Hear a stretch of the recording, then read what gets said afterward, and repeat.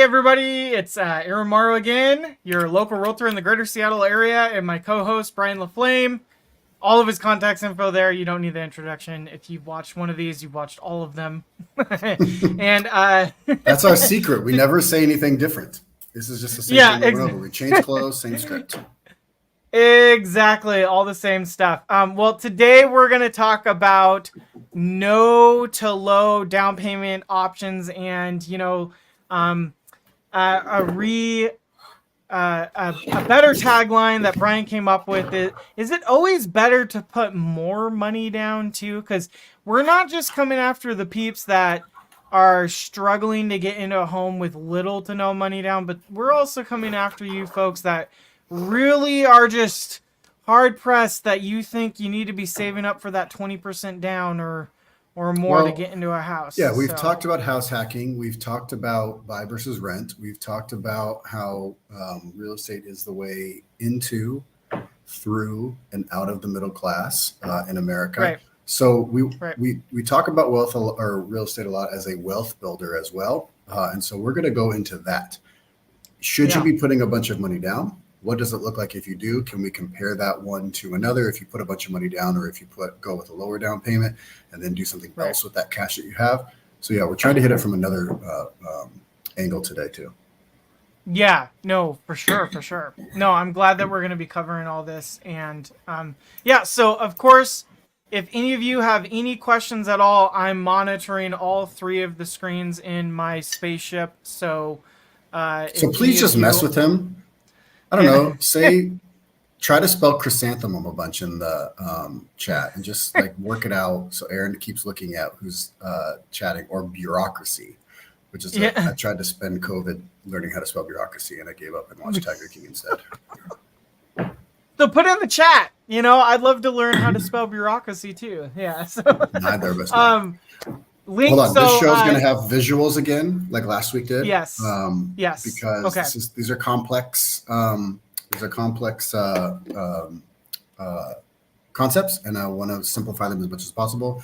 And visually is the best way to do that. So, if you're not on a visual medium right now, make sure you check out the YouTube that Aaron will put in the comments in the show notes. Our podcasters appreciated that. I got comments from our podcast that we verbally mentioned that. And we tagged that in our podcast where they could find that. So again, quick reminder, guys, this is being for podcast listeners or anyone that's watching on multiple platforms. This, of course, is being streamed on YouTube, but it's also it's on TikTok, Instagram, LinkedIn, Facebook, or I said Instagram, right? And Clapper. So I always mention Clapper. So and all right, guys, and Hognog and Eggnog and Blip Blap and every other social media you can think of. And any other one that comes out that will be relevant, we'll start. Aaron's top 8 friends on MySpace are watching this right now. Yeah, I don't know if I have a MySpace account anymore, but it's probably owned by a bot now. So I bet, yeah. Tom sold that for $5 million. I wonder if it still has. Yeah, I wonder if I could still, yeah, exactly. Yeah, good. Well, yeah, let's get into some of the... If any of you have any questions, though, get into the comment section. I will be monitoring it. And then again, like always, I'll drop our contact info into the chat after the live. And Bryan, take it away. Let's get into some of these scenarios with different down payment options and all that good stuff.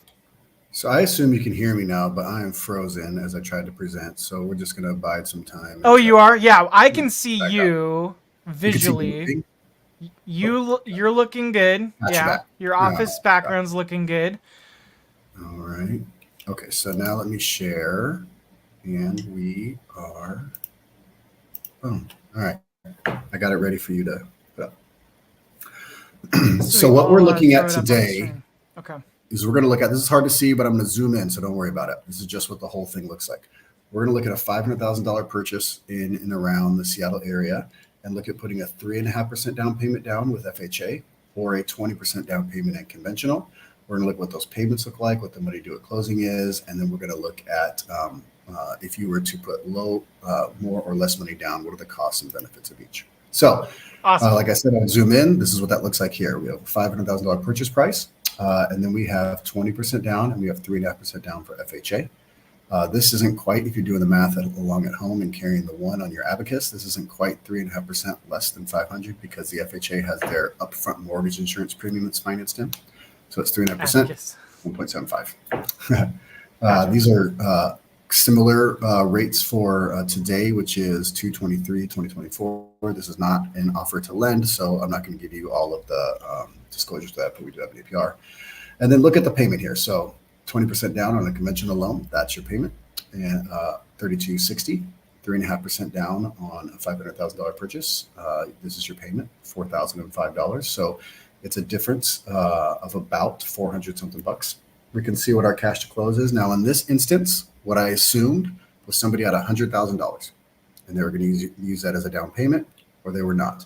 And so you can see here the cash to close is $110,764. That's $100,000 plus some closing costs. And the payment difference, is $745. So you're making $745 more of a payment by putting less money down. And that's where most people stop. Hey, it's cheaper per month. I should probably do this. Maybe, but let's take a look. So if you look here again at the payment difference, you can see it's $745 more to do the 3.5% down FHA. Over the first 5 years, you're actually going to save $37,320 by going with 20% down conventional because you're paying so much interest over time. But what we want to look at really is what will we do with that money if we didn't put it down? So remember I said we had $100,000. I want to see a table of what data we're using here. I looked up on NerdWallet the average S&P return over the past 5, 10, and 15 years. So we're going to go right in the middle here. The 15-year return is 12.63% per year. I don't want to use these COVID years of 15.36 because the stock market took off during COVID with all that government intervention. So what I did was we assumed that the money that the person who did use the FHA loan they didn't put that extra 16.5% down. Instead, they invested that money at this 12.63% average return over the next 15 years. And if you look at that, you can see their net worth in 15 years if they had nothing else to it. They've got the person who put 20% down has a net worth of $890,502, almost entirely from equity on their house. The person who put 3.5% down gets very similar equity position, of course, because, well, the house is growing at the same pace, but they just owe more on their amortization because they have a higher loan amount. But look at the difference here. Their net worth is almost $500,000 more than the person who put 20% down because they use that remaining $76,000 in an S&P index fund. And this is how their wealth grew. So when we say real estate is a growth asset, and it's a wealth builder, absolutely it is, because the majority of the wealth came from the equity in their house over 15 years. However, look at this huge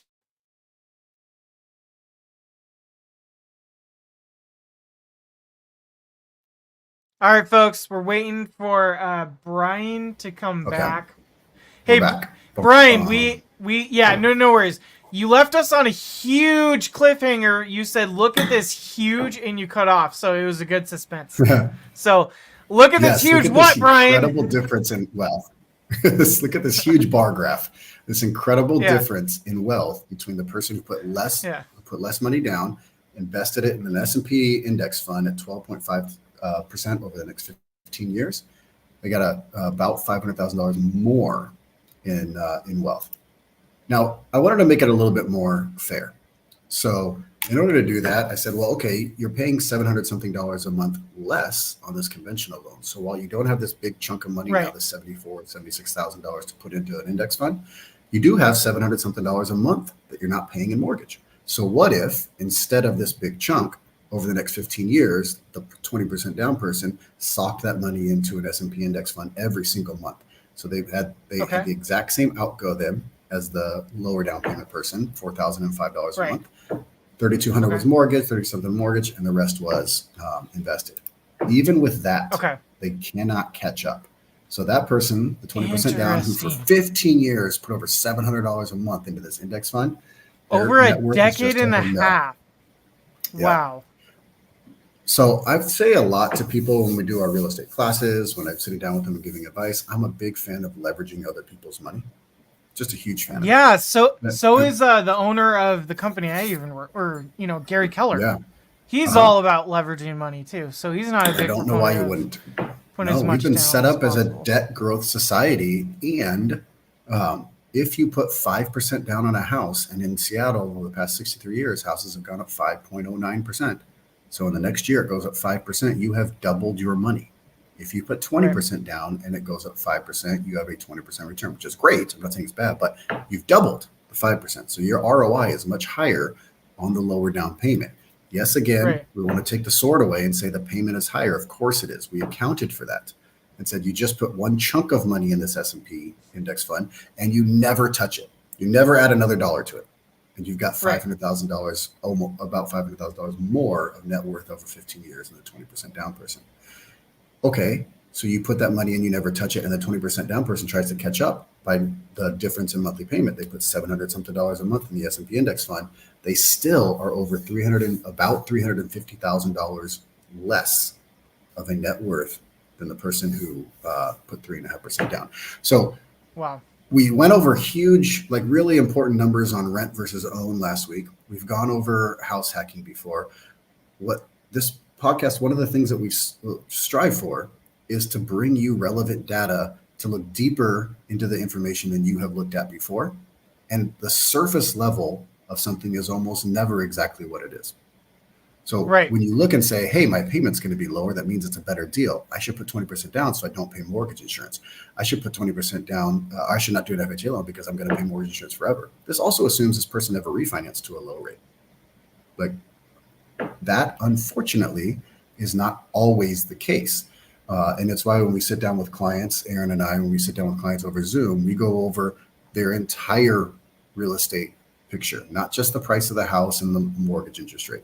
Those are two important things, but they're not the be all end all. We go over the entire strategy based off what their goals are for the future so that we can build something around that. Right. What do you guys think? Anybody in the chat think, hey, that makes sense, or hey, that doesn't make sense, or hey, I got to go to the bathroom, or hey, my nose itches. Chat's not too alive today just because I didn't do the whole prep it for 2 days type of thing. You know what I mean? That's on me. No, it's cool. Yeah, I mean, we have some people popping in and out, but no one's, I don't know if we're going to get anyone asking any questions today. So maybe cool. we redo this in a future episode too. I definitely think so. This is good because I really liked this info and I think it's a good deep dive. But this is a good preview. One thing I will mention, because to riff off of what you're just talking about, I talked to a recent, I always call them clients, but like long-term friends that like might eventually buy, right? Client that they've been working so hard at saving up money, like super savers. For how long? Years. I've been talking to them for like 4 or 5 years. They've been saving up money. Ouch. And they have but limited income. I'm talking about like math is math. Like under 70K, you know, like they make decent but limited income. They've saved up, even on that limited income, they've saved up over 100K.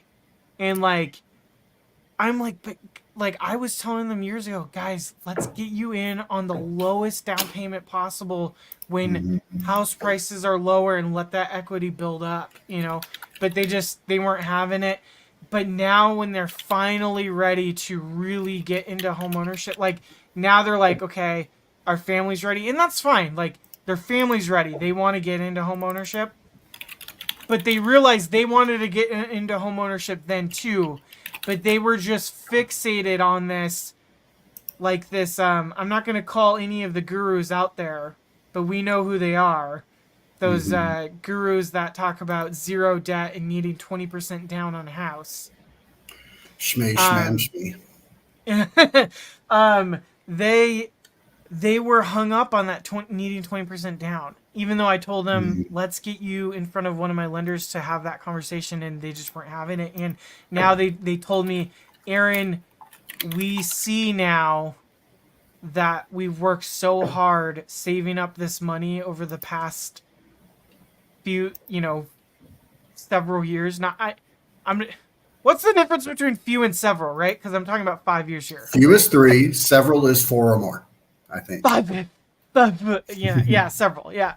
And yeah, they do sort of regret now because they've seen how the areas they're looking in now, houses when they could have done 3%, 3.5 down or 5% down when they had the money for it, were in the 300Ks now, and now houses, even though they have 100K now, those houses are above 700K now. So they're just they're outpaced for their income, even though they were super savvy savers. Now they're like, now we're stuck. What do we do? Like, well, 2 things happen. Now we get, yeah.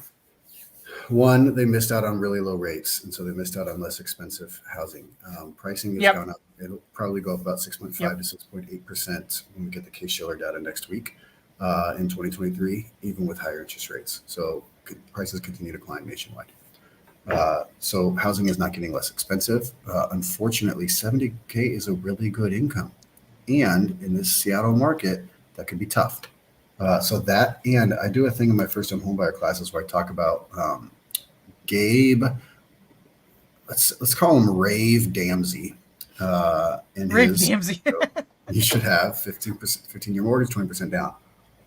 Yeah. And I do the math of if you wanted to buy a $500,000 house with 20% down, and you didn't have the money, but you could save $15,000 a year. So you forego getting 1 latte a week and avocado toast on Wednesdays, and then you got 15 grand.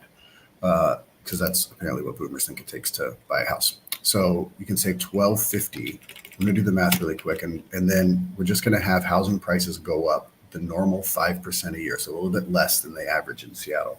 And you can save $15,000. How long it's going to take you to get to $100,000 to get that down payment, and what will happen to housing prices? Yeah, I can't wait to see this. Let me share. I was going to do a video on this too on my YouTube channel, but because I think it's nuts. I'm going to share my screen so you can see it. It's crazy. The answer is not saving the avocado toast or saving the Starbucks coffees, but no. All right, you ready? Yeah. It's gonna buckle up your butts. Buckle up, Buttercup. All right, so we're gonna do some quick math on our calculator here. You can see. Okay, let me pull up your Oh wait, yeah, I threw it up there for you. The best. All right, so if you got a $500,000 house, we just went over this. 20% down is $100,000. So we're going to say prices are going to go up just 5% a year, and we'll do the math together on how much we're saving. So the first year you save $15,000, $1,250 a month, and the price went to $525. You do it again, and the price goes up to $551, $250. And I want to remind you guys what we've talked about in the past. This is compound appreciation. It's not 5% of 500 the second year. It's 5% of 525, which you can see now is $26,250. So you've got $30,000 in the bank for your down payment. You've got $45,000 in the bank for your down payment. You've got $60,000 in the bank for your down payment. You've been saving it for a while. That's 4 years of saving. Right now, you've got $75,000 in the bank. You've saved $75,000 for your down payment. 90 or almost there on year 6. By year 7, you've saved $105,000. So you get 5 for yourself. But that $500,000 house at just normal 5% appreciation is now $703,000. And 20% down is over $140,000. You just keep chasing your tail, and you have left that $203,000 on the sideline of your life. You don't have it. Yep. Which you would have had, even if you just did the first year to save up $15,000 to do a down payment assistance loan and pay your closing costs. Yep. This is you allow the market to pass you by, and you have to live inside. So you can say my rent is cheaper. Go back and look at last week's episode. Yeah, we absolutely believe that rent will be cheaper for the first few years, maybe even the first 10 years per month of purchasing. If you don't plan on living in something in the same area for the indefinite future. Yeah. But the wealth you leave on the table is astronomical. And this is, go back to last week's episode, because we absolutely went over the math of the cost to get in, the cost to get out, how much you're going to actually, if you decide to sell, how much you would really come out with, and look at those numbers, because obviously 200. And again, Brian, I want you all to know, if you go look at last week's episode, Brian was super harsh and super conservative on those numbers to be, I'm not going to say pro rent, but like you had, that Well, was very like, yeah. We wanted to make it as pro rent as possible. Like we yeah, talked about straw manning versus steel manning or strong manning. We wanted the strongest argument for rent to see if our argument could hold up. We didn't want to, yeah, some straw man. Your landlord's gonna never fix the mold and kick you out of your house and charge you $10,000 a month. Like, sure, there's stories like that, but we didn't want to. We wanted to make exactly. it reasonable. Yeah. Right. Yeah, for sure. For sure. So no, yeah, I think that's great. And so we're just here to debunk the myth that like saving that Starbucks coffee to try to scrounge up.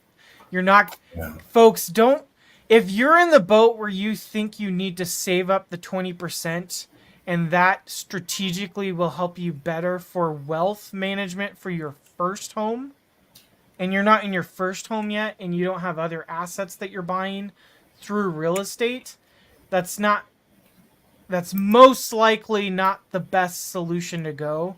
And I Most hope your likely. financial advisor is like, unless you've talked to your financial advisor and you have a very specific situation that we're not talking about, most people that would not work for. Now, of course, this isn't talking about all the people that have all the stocks and who's trading in Well, Bitcoin and yeah. all that stuff. And the reality is you just sit down with a lender and Yeah, ask and see. Sitting down with a right, lender does not mean you're buying sitting down with a right, lender, I speak English, does not mean you're buying a house today or tomorrow.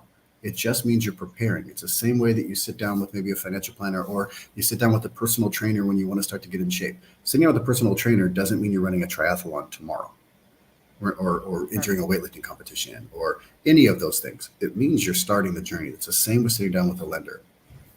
I think a lot of people just feel the pressure of talking to either a lender or a realtor, because I talked to someone yesterday that I follow up with, and through doing some diving into like what their credit's at and whatnot, it sounds like they might not be ready for either like DPA yet based on where they think their credit score is.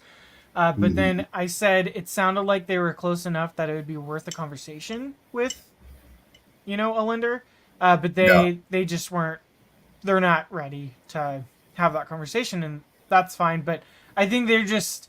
Some people have that pressure of feeling like either talking to a lender or a realtor is like the same pressure that people have going into a car lot, or the old way of going into a cell phone store and getting, you know what I Yeah. mean?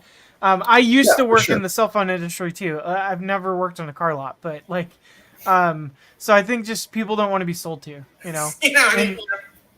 Mhm. yeah. Whoa, where did that come from? That was your voice. Sorry. Your voice coming back Oh, at you. I feedback to you. Yeah. Yeah. Okay. No worries. Yeah. So yeah, Um, I don't know. There is a reality. Yes, if you're in a cell phone store, it's because you need a phone, almost certainly. If you're on a car lot, it's probably because you want to buy a car. If you're talking to a real estate agent or a lender or a financial planner, it's because you're making a plan for your whole life. You're not doing a thing today or tomorrow, and it is recommended that you meet with us before you're like, I need to move now. Now, if you're in that position, you absolutely have to meet with us. You got to move. But if you're not, like, we want to help you a year before, 6 months before, 8 months before. We want to make sure that you have time to set up the plan that's right for you. Right. Yeah. No, exactly. Most of these people that I'm referring to will it's interesting. I getting off on a tangent, but some of these people like to flip it in the like to talk about the industry as a whole for people that are just listening or talking.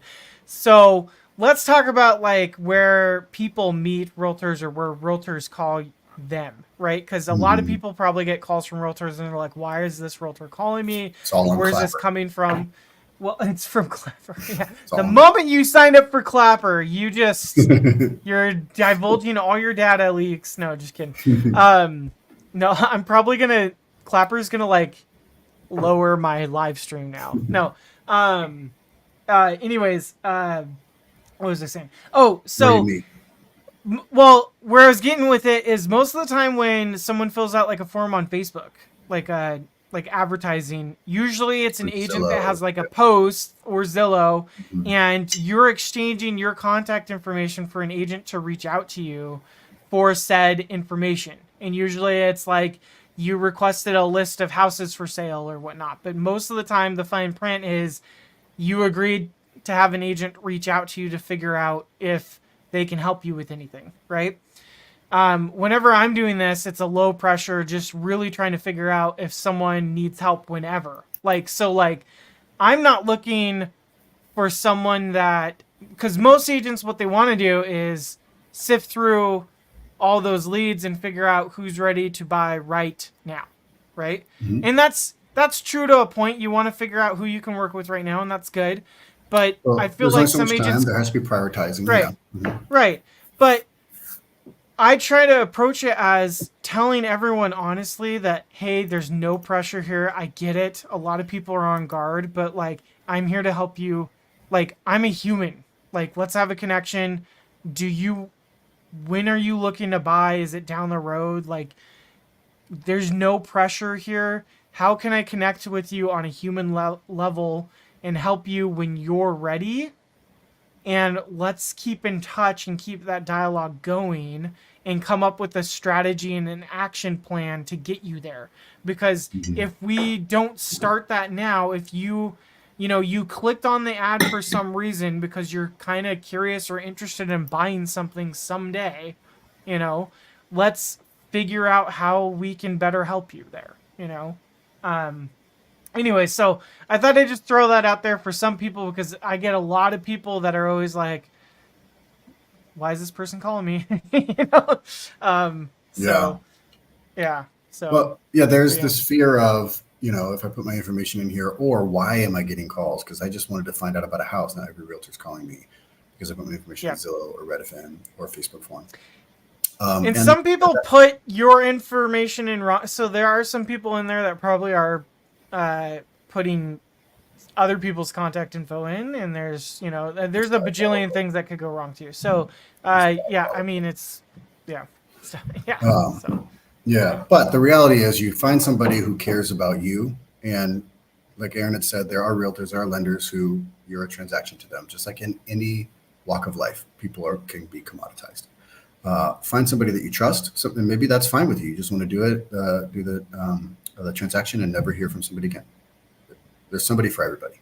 But from a selfish standpoint, from a business building standpoint, it makes much more sense to build a relationship, a long-standing relationship.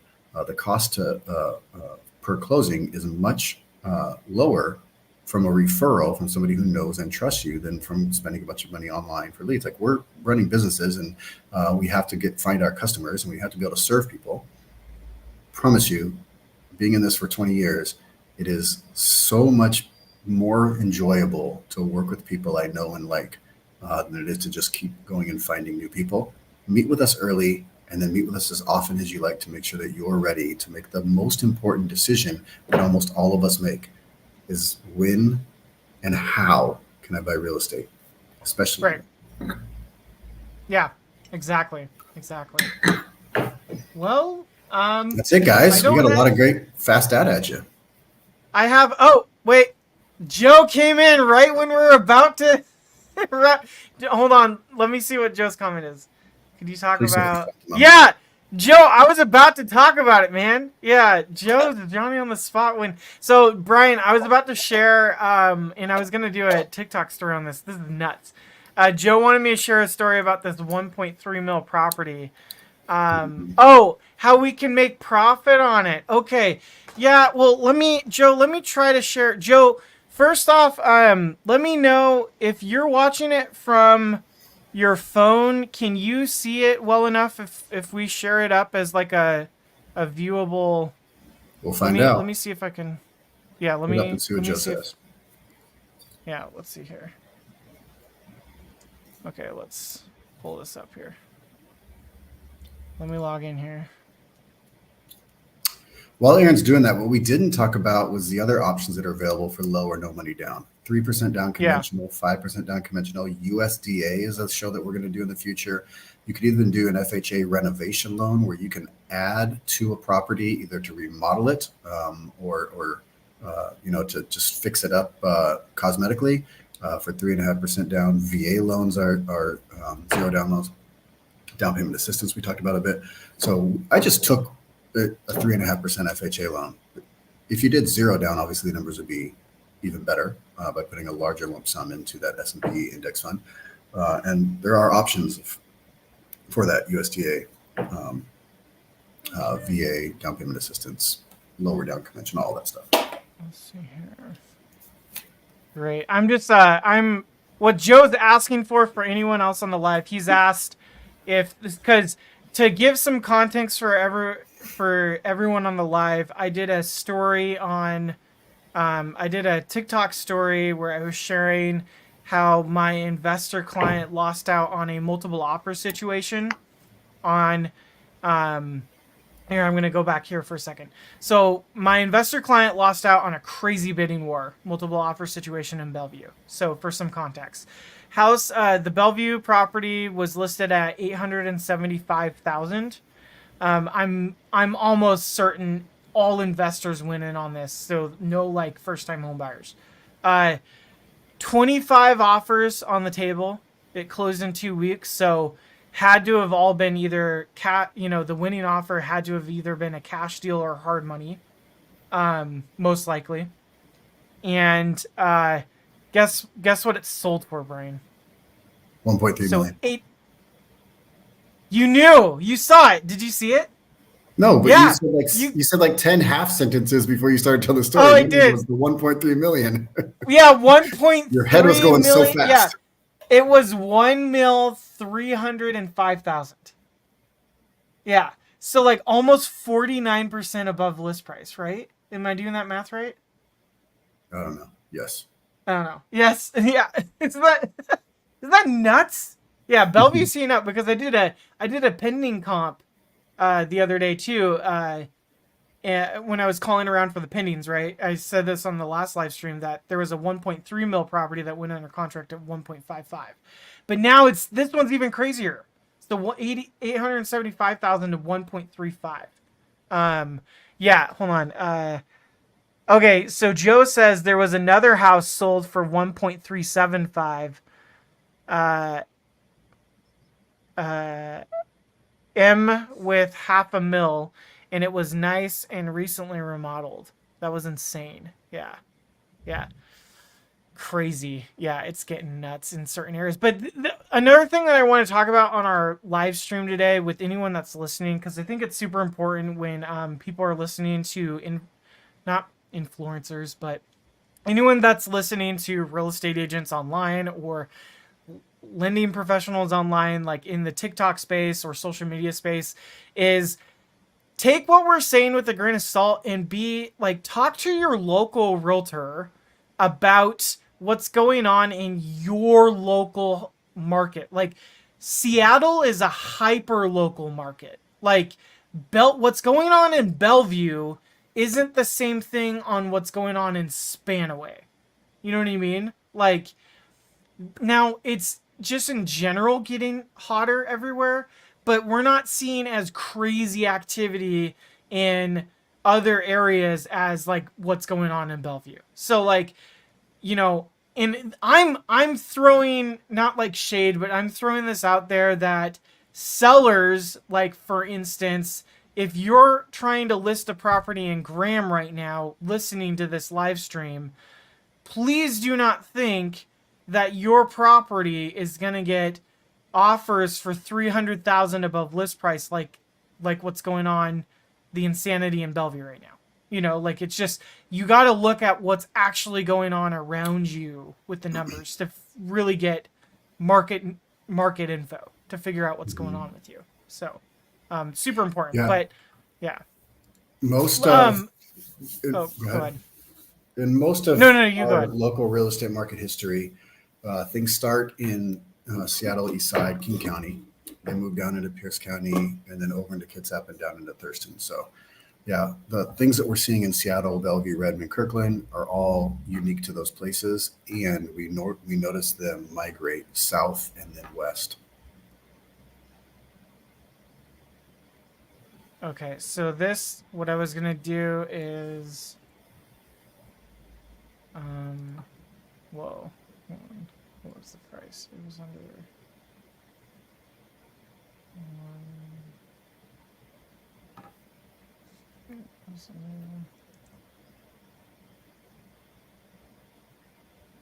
Okay, let me find it real quick.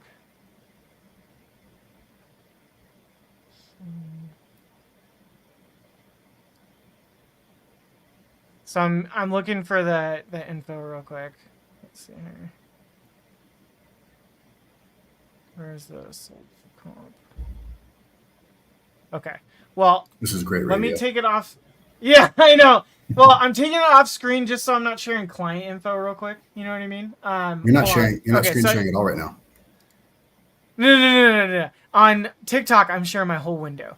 You know what I mean? Oh, okay. So I took it to a different window real quick just so I could pull it up real quick. Okay, so I'm grabbing it real quick for just because what Joe wanted to know is he wanted me to quickly look into the comps because what I was sharing with Joe was what my investor was trying to do with that property was what he wanted it for was he was going to completely demolish it and build it up into new construction. So he was looking at comps that were like 3,000 plus square foot new construction homes, you know?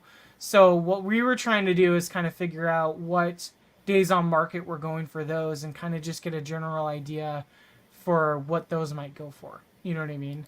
And if there is any sort of profit to still be had there. And I couldn't, you know, this is just kind of like guesstimating at this point because I can't really tell you if there's profit to really be had there very clearly yet or not, you know. But here's the sold house. Well, actually, no, I shouldn't actually show it on screen because it's the MLS, right? Or can I? I don't know. No, it's sold. It's public. Yeah, I don't know. Let's see here. Let me pull up on Zillow just to be safe. Okay, so let me pull it up on Zillow.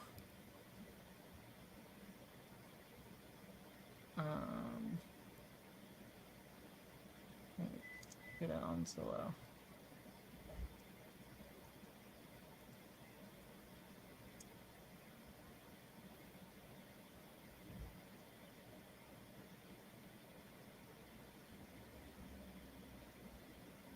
Oh man, that's taking way too long. Okay, so what I'll do is, let me pull this up real quick and do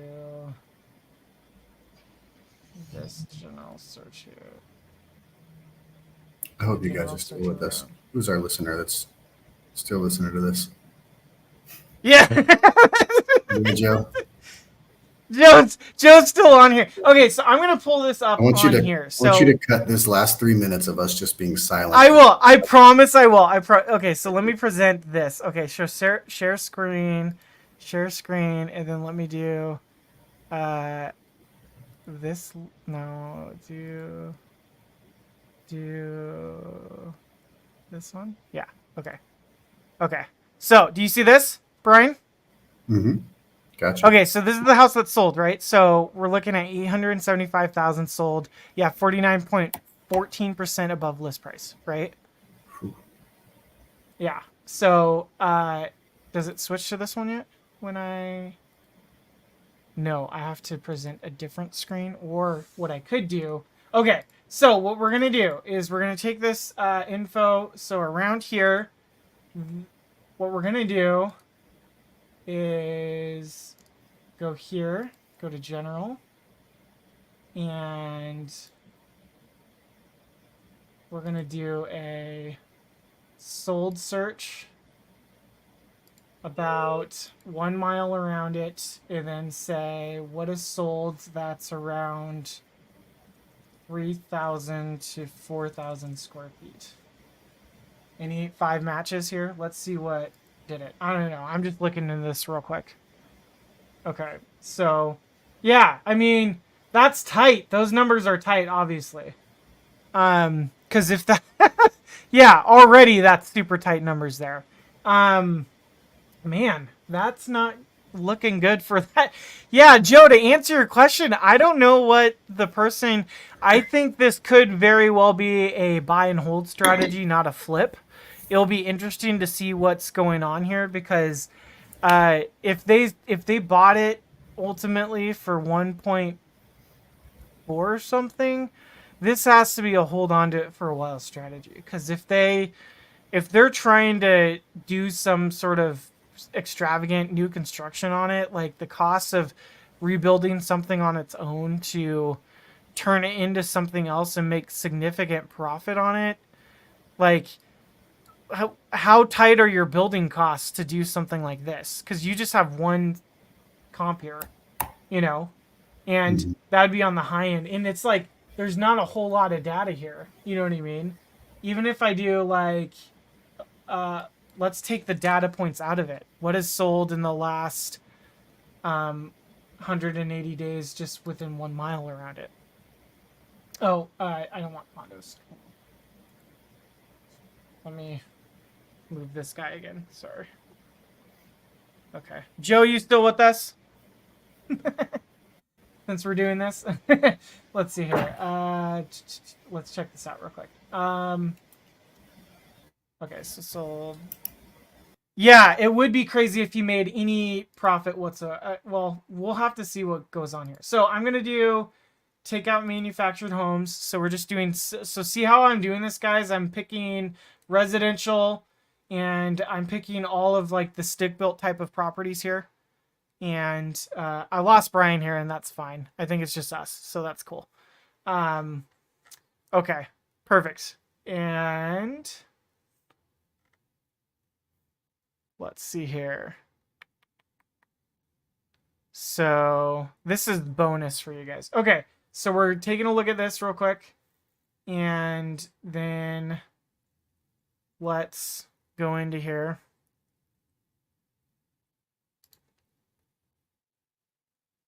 Okay.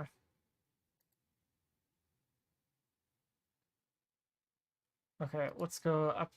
What's the most expensive thing? Within 0.1 miles here. Man, okay, so what does this look like? But, I mean, Joe, we're talking about 4,000 plus square foot. How long? But yeah, like you're talking, the marketing time's longer on this too. So, brand new construction, sold, you know, sub list price, but close to it. But yeah, 54 days on market. Yeah, it'd be interesting. It's going to be interesting to see what they ultimately end up building here. We're going to definitely keep an eye on it, because I'm curious to see what they do with it. Good question. Let me remove this for here. Okay. What's a good website to search for owners of properties? Hey, Joe, so for owners of properties, you can actually just check tax records. Like, so you, Brian, correct me if I'm wrong, because like I have easier ways of finding it as a realtor, but do you know of like public websites people can find owner info?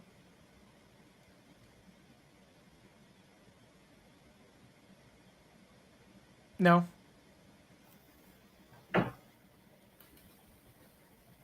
Yeah, Brian's like, hello. What?